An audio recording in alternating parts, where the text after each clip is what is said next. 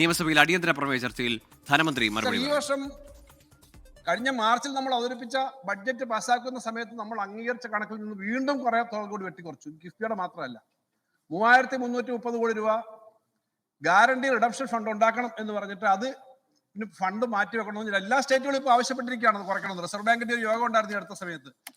അതിന്റെ പേര് 3300 ചില്ലാനും കൂടി കുറച്ചു. സുപ്രീം കോടതി വരെ പോയി നമ്മൾ കണക്ക് പറഞ്ഞ് മേടിച്ച GSTP കണക്കുകളിൽ വ്യത്യാസം വന്നതിന്റെ പേരിലുള്ള 1822 കോടി രൂപ അനുവദിച്ചതാണ്. ആ തുകയും വെട്ടിക്കുറച്ചു. അങ്ങനെ 6000 കോടി രൂപ, അത് ഞാൻ ഈ പറഞ്ഞ 3300 കോടി രൂപ, അത് ഇത്രയും കുറഞ്ഞു. സർ, ഞങ്ങള് കേന്ദ്രമന്ത്രിയെ കണ്ടു പറഞ്ഞു, ഞങ്ങള് നാഷണൽ ഹൈവേ പണിയാൻ വേണ്ടിയിട്ട് കേന്ദ്രമാണ് മുഴുവൻ ചെലവാക്കേണ്ടത്, NHAI ആണ് ചെലവാക്കുന്നത്, അവരാണ് ടോൾ പിരിക്കുന്നത്. ഞങ്ങൾ പക്ഷേ അതിനുവേണ്ടി 6000-ഓളം കോടി രൂപ കൊടുത്തിട്ടുണ്ട്. ആ തുക ഞങ്ങൾ പണമായിട്ട് തിരിച്ചു തരണ്ട, ടോളും തരണ്ട, നിങ്ങൾ അത് ഞങ്ങളുടെ ബോറോയിങ്ങിൽ എക്സ്ട്രാ ആയിട്ട് തരണം. അതും തന്നിട്ടില്ല. സർ, ഇങ്ങനെയൊക്കെ വെട്ടിക്കുറച്ച്, ഞാൻ ഈ പറഞ്ഞ ഗ്രാന്റ് വെട്ടിക്കുറച്ചു, ബോറോയിങ്ങിന്റെ സ്പേസ് വെട്ടിക്കുറച്ചു. സർ, എന്നിട്ടും ഈ ഗവൺമെന്റ് പ്രവർത്തനങ്ങളിൽ നിന്ന് പുറകോട്ട് പോയില്ലെന്ന് മാത്രമല്ല 50% ചെലവ് വർദ്ധിച്ചു. സാധാരണ ഒരു ഗവൺമെന്റിന്റെ കണക്കങ്ങനെ നോക്കും. സർ, കടം ഇവിടെ വർദ്ധിക്കും. നേരത്തെയൊക്കെ പറയുന്നത് 6 ലക്ഷം കോടിയിലേക്ക് എത്തുന്നതാണ്. വളരെ പ്രശസ്തയായ ഒരു സാമ്പത്തിക ശാസ്ത്രജ്ഞ അവരുൾപ്പെടെ പറഞ്ഞു, അവരും പറഞ്ഞു 6 ലക്ഷം കോടിയാവും കേരളത്തിന്റെ കടം. നേരത്തെ ഇവിടെ പറഞ്ഞ കണക്കനുസരിച്ചാണ് അവരും പറഞ്ഞത്. കാരണം ഓരോ 5 വർഷത്തിലും ഒന്നുകിൽ 90% അല്ല 100% കടം വർദ്ധിക്കും. സർ, അങ്ങനെ നോക്കുമ്പോൾ ഞാൻ VS ഗവൺമെന്റിന്റെ ഏറ്റവും അവസാനത്തെ വർഷം തൊട്ട് പറയാം, 85,000-ഓളം കോടി രൂപയായിരുന്നു അന്നത്തെ ആകെ കടം. ഉമ്മൻചാണ്ടി സർക്കാരിന്റെ 5 വർഷം കഴിഞ്ഞപ്പോൾ അത് 2,96,000 കോടിയാണെന്ന്. ചെറിയ വ്യത്യാസം കാണും, ഞാൻ ഓർമ്മയെന്ന് പറയാം. 2,96,000 കോടിയായി. 5 വർഷക്കാലം ഒന്നാം പിണറായി സർക്കാരിന്റെ സമയം കഴിഞ്ഞപ്പോൾ അത് 3,95,000-96,000 കോടിയായി. സാധാരണഗതിയിൽ ഈ 5 വർഷം കഴിയുമ്പം സാർ അത് 6 ലക്ഷം കോടിയോ അല്ലെങ്കിൽ 5,90,000 കോടി ആവണം. പക്ഷേ നമ്മളെ കടമെടുക്കാൻ സമ്മതിക്കുന്നില്ല. വല്ലാതെ ശ്വാസം മുട്ടിക്കുന്നതിന്റെ ഭാഗമായി 4,70,000 കോടിക്ക് അപ്പുറം എടുക്കാൻ പറ്റില്ല ഈ വർഷത്തെ കണക്കൂടെ വരുമ്പോൾ. എന്ന് പറഞ്ഞാൽ 1.25 ലക്ഷം കോടി രൂപ ഇതുവരെയുള്ള 50 വർഷക്കാലത്തെ കേരളത്തിലെ ഗവൺമെന്റുകൾക്ക് എടുക്കാൻ പറ്റുമായിരുന്ന റേറ്റിലെ കടമെടുക്കാനുള്ള ബോറോയിങ് സ്പേസ് കൂടി വെട്ടിക്കുറച്ചു. 1.25 ലക്ഷം കോടി രൂപ. 1.25 ലക്ഷം കോടി രൂപ എന്ന് വെച്ചാൽ ഒരു വർഷം 25,000 കോടി രൂപയാ. സാർ, ഒരു വർഷത്തെ കടം അല്ലെങ്കിൽ 2 വർഷം ഈ ഗ്രാൻഡുകൾ കിട്ടിയാൽ കേരളത്തിന് ഒരു ബാധ്യത നിലനിൽക്കുന്നില്ല ഞാൻ പറഞ്ഞില്ല. പക്ഷെ അത്രയും കിട്ടിയാൽ തീരാവുന്നതല്ലാതെ ഒരു പണം പോലും ഇവിടെ നമുക്ക് അധിക ബാധ്യതയില്ല. സാർ, അത്രയും വെട്ടിക്കുറച്ചിട്ട് എങ്ങനെയാ സാർ ഈ കാര്യം ഒന്നും ചെയ്തില്ല എന്ന് പറയുന്നുണ്ട്. പക്ഷെ എല്ലാ സ്ഥലത്തും ചെയ്തതിന്റെ കണക്കുകളുണ്ട്. എല്ലാ സ്ഥലത്തെയും PWD വർക്ക് എടുക്കുക, എല്ലാ സ്ഥലത്തെയും MLA വർക്ക് എടുക്കുക, എല്ലാ സ്ഥലത്തെയും ഗ്രാമീണ റോഡ് വർക്ക് നമ്മുടെ പ്ലാനിൽ കൊടുക്കുന്നില്ല എന്ന് പറയുന്നല്ലോ. പഞ്ചായത്ത് പ്ലാനിലുണ്ടോ?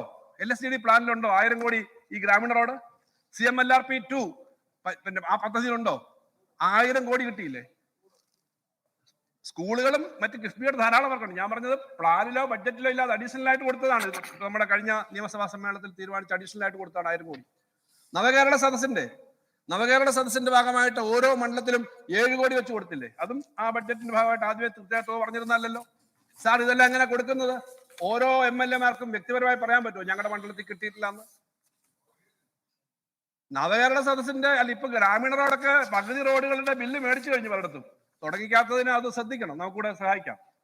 തുടങ്ങിയിട്ടില്ലെങ്കിൽ അതൊക്കെ നോക്കിക്കണം. പക്ഷെ നവകേരള ഈ CMLRPക്ക് പണത്തിന് തടസ്സം വരത്തില്ല എന്ന് തന്നെ തീരുമാനിച്ചിട്ടുണ്ട്. സാർ, ഇങ്ങനെ കാര്യങ്ങൾ ചെയ്ത് പൊക്കൊണ്ടിരിക്കണം. അപ്പൊ ഈ പണം ചെലവാക്കുന്നത് ഇത്രയും ശ്വാസം മുട്ടിക്കലുണ്ടാവും. ഒരു വർഷം ശരാശരി 57,000 കോടി വെച്ച് കുറഞ്ഞു. സാർ, ഇത് LDF ആയാലും UDF ആയാലും ബാധിക്കുന്നത്. നമുക്ക് കളക്റ്റീവായി പറയേണ്ട ഒരു കാര്യമായതുകൊണ്ട് ഞാൻ പറയുകയാണ്. രാഷ്ട്രീയമായിട്ടൊക്കെ വ്യത്യസ്ത അഭിപ്രായം പറയും.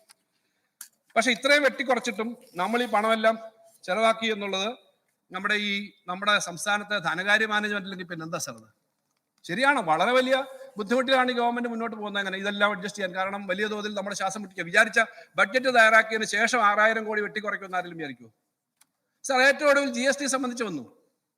GST സംബന്ധിച്ച് വന്നപ്പോ അതിന്റെ ഭാഗമായിട്ട് ഇവിടെ പ്രതിപക്ഷ നേതാവ് ചോദിക്കുന്നത് കേട്ടു, 8,000 മുതൽ 10,000 വരെ നിങ്ങൾ പറയുന്നു. എവിടുന്നാണ് കണക്ക്? 20,000 കോടി 47,000 കോടിയേ ഉള്ളൂ എന്നാണ് കേന്ദ്രം പറയുന്നത്. ശരിയാണ്, 47,000 ഉള്ളൂ എന്നാണ് കേന്ദ്രം പറയുന്നത്. സാർ, ഞങ്ങൾ 8 സംസ്ഥാനങ്ങളിലെ ധനകാര്യ മന്ത്രിമാര് ചേർന്നിട്ട് യോഗം ചേർന്നു. കാരണം BJP മന്ത്രിമാർക്ക് അഭിപ്രായം ഉണ്ടെങ്കിൽ അവർക്ക് ഓപ്പണായി പറയാൻ പറ്റില്ല. പ്രധാനമന്ത്രി സ്വാതന്ത്ര്യദിന സന്ദേശത്തിന്റെ ഭാഗമായിട്ട് പ്രഖ്യാപിച്ചതാണ് ഈ വെട്ടിക്കുറവ്. സാധാരണ GSTക്കകത്ത് ഒരു കണക്ക് നോക്കി കൃത്യമായി ഫിറ്റ്മെന്റ് കമ്മിറ്റിയും മറ്റും പഠിച്ചിട്ടാണ് റേറ്റ് തീരുമാനിക്കുക. പക്ഷെ ഒന്നുമില്ല. അപ്പൊ അവിടെ 1.5 ലക്ഷം ഉണ്ട്, 2 ലക്ഷം ഉണ്ടെന്നൊക്കെ ഊഹക്കുള്ള അവിടെ ഒറ്റ കണക്ക് തന്നില്ല. ഞങ്ങൾ കേരളത്തിലെ ഗുലാത്തി ഇൻസ്റ്റിറ്റ്യൂട്ടിനെ കൊണ്ട് സ്റ്റഡി നടത്തിച്ച് നോക്കിയപ്പോഴാണ് 7,500 കോടിയിലധികം കൂടെ ഗുഡ്സ് മാത്രം വരും, സർവീസുകൾ വരുമ്പോൾ ഏകദേശമാണെന്ന് പറഞ്ഞിട്ടുണ്ട്. ഇതാ എൻ്റെ കയ്യില് ഹിന്ദു പത്രം കഴിഞ്ഞ ദിവസം നടത്തിയ ഒരു റൗണ്ട് ടേബിൾ സെമിനാർ ഉണ്ട്. ഞാനുണ്ടായിരുന്നു. അതിനകത്ത് നമ്മുടെ തെലങ്കാനയിലെ കോൺഗ്രസിന്റെ ഗവൺമെന്റാണ്, ഡെപ്യൂട്ടി ചീഫ് മിനിസ്റ്റർ ഭട്ടി വിക്രമാർക്കെ ഉണ്ടായിരുന്നു. അദ്ദേഹം പറഞ്ഞു അവർക്കും വരും ഇതുപോലെ നഷ്ടം.